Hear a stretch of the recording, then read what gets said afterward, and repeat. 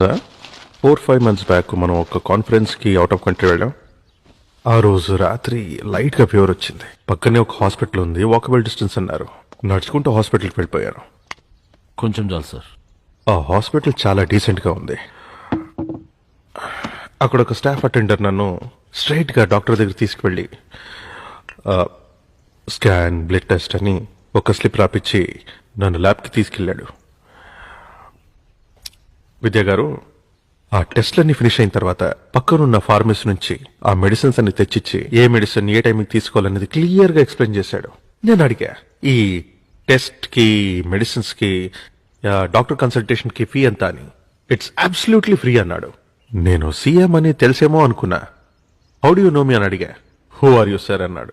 అసలు ఇది గవర్నమెంట్ హాస్పిటలా లేకపోతే కార్పొరేట్ హాస్పిటలా అని అడిగాను. It's just a hospital sir అన్నాడు. అందరికీ ఇదే ట్రీట్మెంట్ అన్నాడు. సిక్కేసింది సార్ నాకు. 4 రోజులు నిద్ర పట్టలేదు.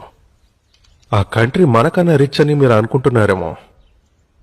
హెల్త్ మినిస్టర్ గారు, దాని జీడిపి మన కంట్రీ జీడిపి కన్నా చాలా తక్కువ. అక్కడ ఉన్నది మనకి లేనిది ఏంటంటే నిబద్ధత. ఆ క్షణంలో నేను ఒక రెవల్యూషనరీ డిసిషన్ తీసుకున్నాను. మన స్టేట్లో ఉన్న ప్రజలందరికీ కార్పొరేట్ అని, గవర్నమెంట్ అని తేడా లేకుండా ఒకే రకమైన నాణ్యమైన ఉచిత వైద్యం. ఇది నా సంకల్పం. ఈ కార్పొరేట్ హాస్పిటల్స్ అన్నిటినీ అండర్టేక్ చేద్దాం.